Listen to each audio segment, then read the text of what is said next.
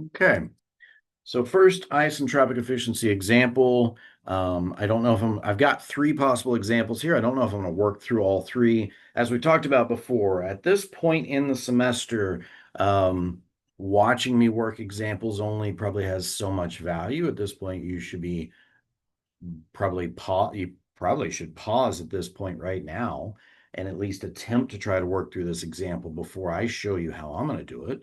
And then you reconcile the two.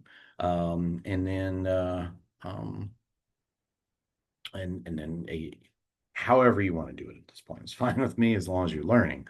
If you've stuck around this long, that means you should be learning something. Okay. Anyway, I digress. How do we do this, guy? Okay. So example here, we've got a steam turbine operating at, and this is from another text because I see steady state. That's probably from a Morin and Shapiro problem, which is fine. We've got a steam turbine. So those of you who've been with me for a while, you know how this works. I'm going to write out all the givens, and I'm going to go full screen with the document camera in just a second. You've got inlet conditions of 5 bar. By the way, 1 bar is 100 kilopascals, so that is 500 kilopascals or half a megapascal. So this particular textbook that we pulled this example from likes to use the pressure unit of bars sometimes, and that's okay. Nothing wrong with that. Temperature at the inlet, 320 degrees C. Again, this is water. How do I know it's water? Because they said it's a steam turbine. That's a common way of explaining it. It's just water flowing through it, H2O.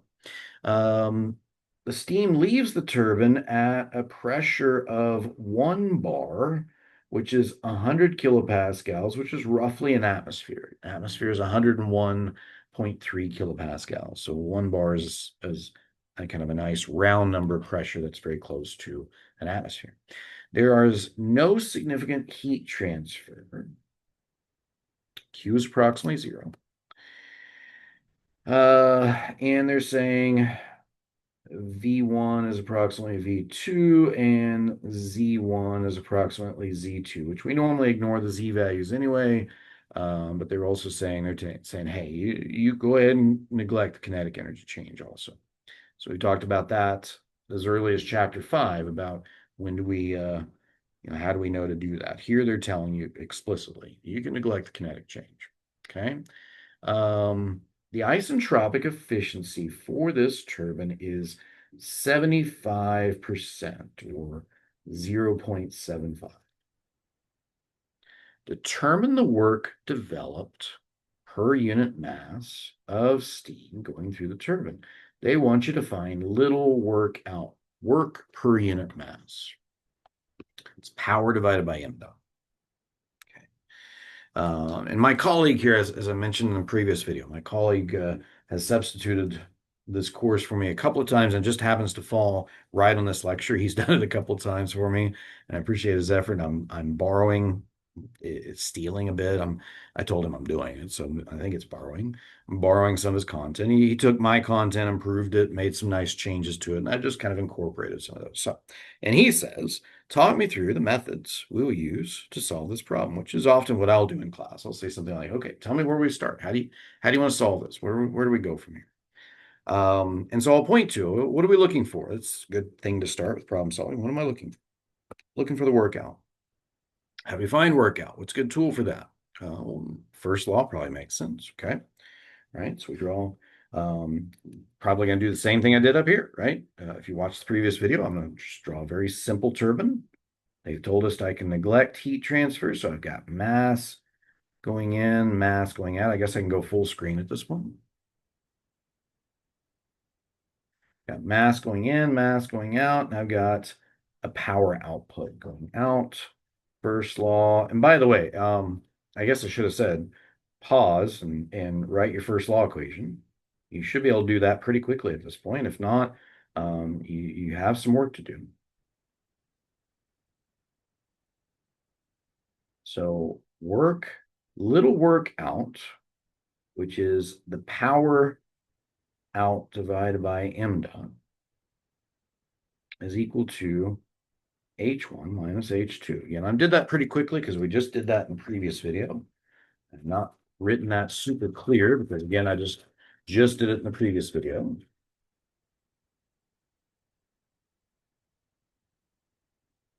Around the chord here. Okay, so it's going to be L23, page 2. Or something. Okay, now, here's an interesting question. Are they asking for, because remember we said you've got both workout actual and you've got workout isentropic. What are they asking for here? Are they asking for workout actual? Are they asking for workout isentropic? And I would suggest to you the way they phrase the question, it's not real clear. It's not explicit by any means. The workout actual would be H1 minus H2 for the actual turbine. And the workout isentropic would be H1 minus H2 for the isentropic turbine. Now, we're going to see here in a little bit that we can find this. We've already done this in chapter 7, right? We're used to doing this. What's new is this. So this is most likely what they're asking us for. It's an isentropic efficiency problem. They're most likely wanting to know, hey, how does the actual device, if the actual device is 75% as good as the ideal one, what do we expect we're actually going to get out of the actual device? Right? Okay, well, what I like to do in my class when I teach these problems is I like to point out, hey, notice I've got 3 different states now, right? Now, you don't necessarily have to do this, but you do have state 1. You have state 2 actual, and you have state 2 isentropic. And I like to do this because when we start working the cycle problems, which is what's coming next, we'll talk about having 4 different states. And it's important that we understand how do we navigate when we've got multiple states, how do we navigate from one state to the next? What's known, what's not known? What do we have that's maybe common or shared between the states? Okay. So in these type problems, I have 3 different states. I've got state 1, state 2 actual, and state 2 isentropic. So let's look and see here which of these falls into which of these states. Well, P1 obviously is just P1. Both the actual and the isentropic device share a common inlet pressure.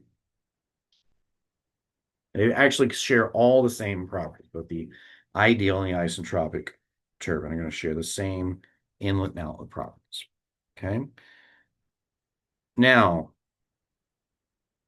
what do we see? I know a pressure here. I know a pressure here. Is that P2 actual or is that P2 isentropic?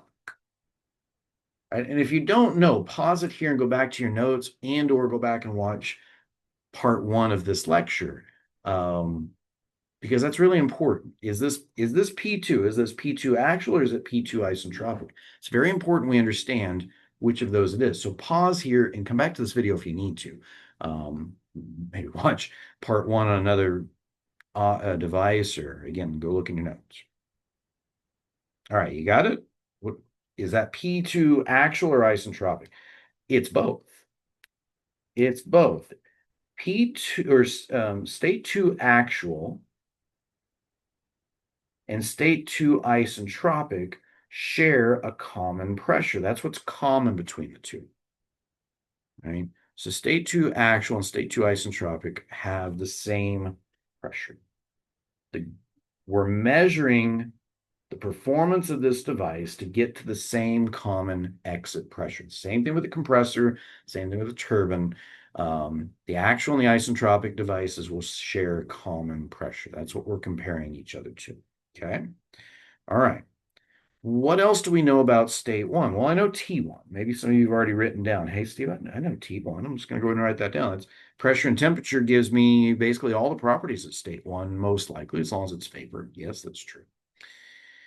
And at that temperature, water's almost guaranteed to be vapor, especially it's not like that's crazy high pressure.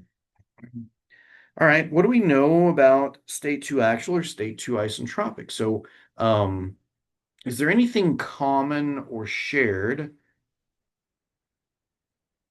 I mean, I always like to start with the isentropic state. Is there anything shared or constant for the isentropic state compared to the other two states? And we've figured out pressure is common between these two. So the isentropic state, does it share anything? Does it have anything that's constant or common? An isentropic state too. What would be common or constant for an isentropic state?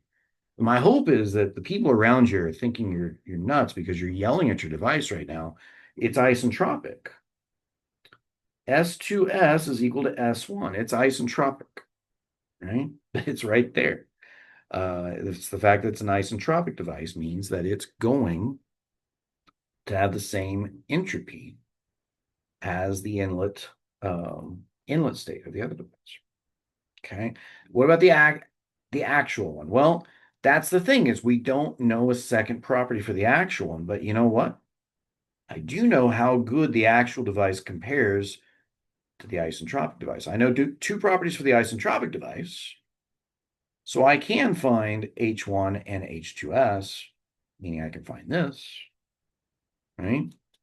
So there's one way you could do this. You could say, well, P1, T1 is going to give me H1 and S1. P2 and S2S, which is the isentropic, will give me H2S. And the fact that okay, Steve, what the heck am I looking for? What am I trying to do then? All right. We're trying to find the work out for the actual turbine. The work out for the actual turbine is going to be the change in enthalpy for the actual turbine. Right? We are trying to find the work out for the actual turbine, which is going to be H1 minus H2 actual. Now I can find H2 isentropic. And what I know is I know the isentropic efficiency for this device. That's 75%. That's given. That is the comparison between the two.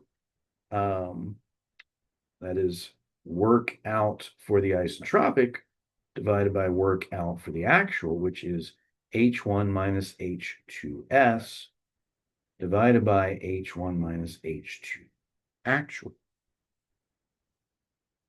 So notice this is what I'm looking for. I can find H1. I can find H2S. This is my only unknown in this equation. Right? So I can solve for H2A out of this equation from 0.75 is equal to this ratio, and H2A is the only unknown. That's okay. Perfectly fine. A more common way to do it is to do this. We could say that the work out actual, so or work out actual is equal to the efficiency times work out. No. Apologize. I've done my algebra wrong. Work out actual is equal to work out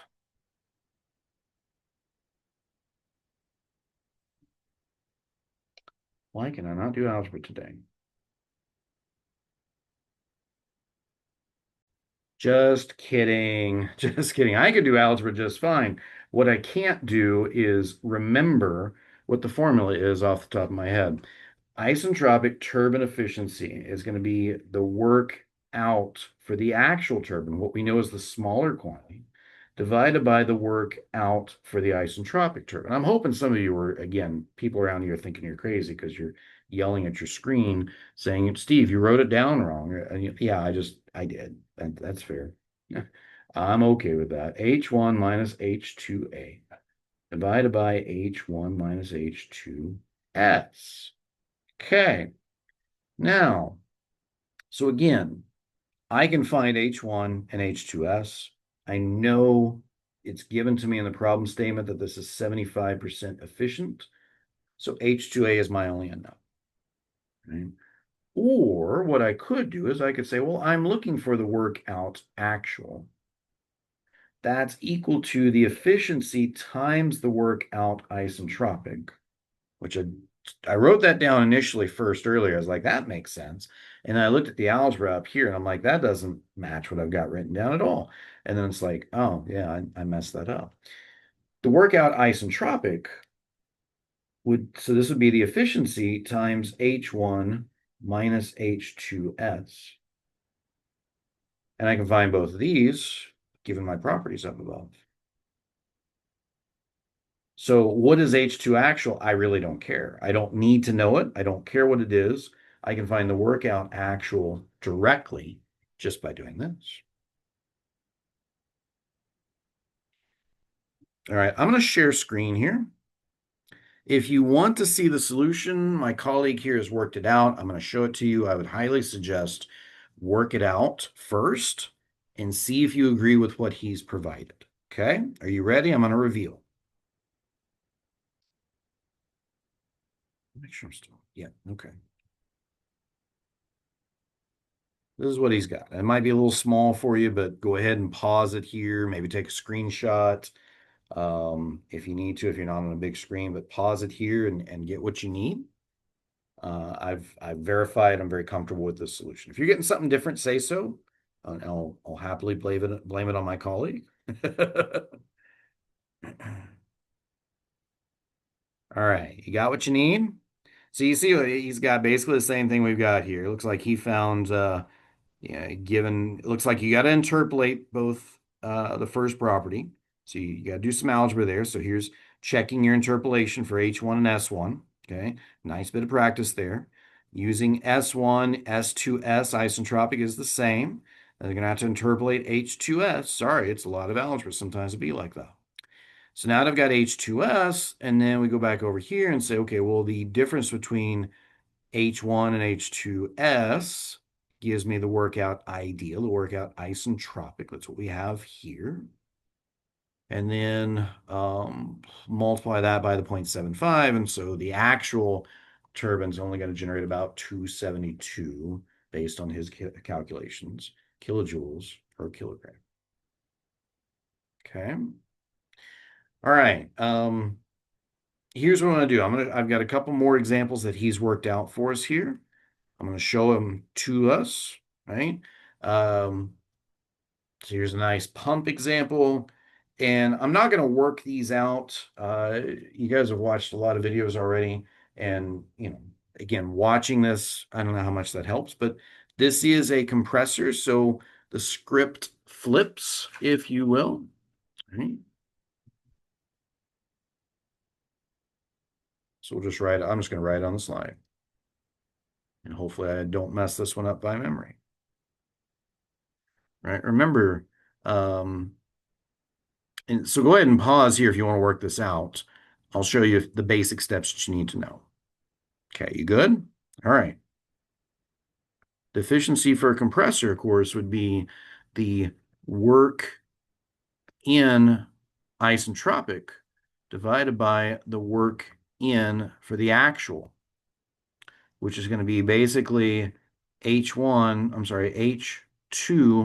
isentropic minus H1 divided by H2 for the actual minus H1. What do we have here? We've got liquid water. We've got liquid water. So what we're going to do for H1, well, actually, these pressures are high enough that we can actually figure this out. So what you get here is these pressures are high enough we can actually use a compressed liquid water table for H1, right? So given P1 and T1, you can go get H1. Okay, so given H1. And yeah, given P2 and S2S being S1, you can use that to go get H2S. So that means you're going to have to get S1 here. So we don't know what the temperature at the exit is, but this would allow us to interpolate. These are using, this is if we use the compressed water table. So our text has a compressed water table. We normally don't use it, but these are high enough pressures that we could, right? So we could do that. And given the efficiency, that would allow me to figure out the actual work required.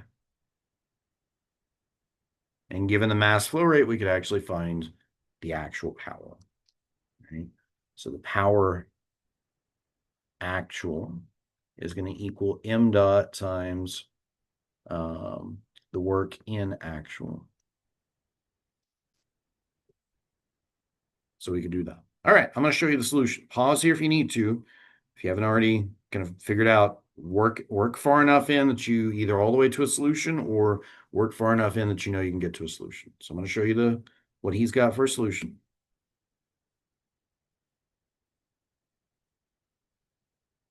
Yep. So given P1, T1 in the compressed liquid tables, he's pulled H1 and S1.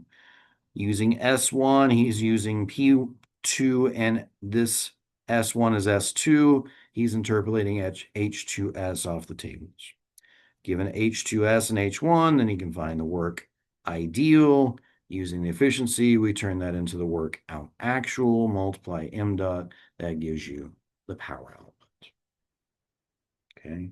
Like I said, this is now the second example, and you guys have seen lots of examples.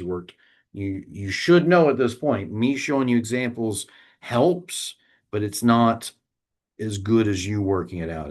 That's really what's more important is you work this out, then look at the solution, go back, work through it, refine and improve, and then come back, look at the solution again and see, get back to a consensus. That really should be how you're operating at this point. And if not, you really need to start getting there. Me showing you a solution is not all that valuable anymore. You actually working through a solution, that's what's important. Okay. All right, here's one more. And I'm not going to spend a lot of time explaining this one. Here's the problem. I'm going to say pause here, write down your information, and then come back to this video. I'm going to show you the solution so you can work your way through it, okay? All right, you got it. Here's this one, and here's the solution that he gives. All right, guys, I'm going to stop there because I've got a couple other videos I need to get recorded today. So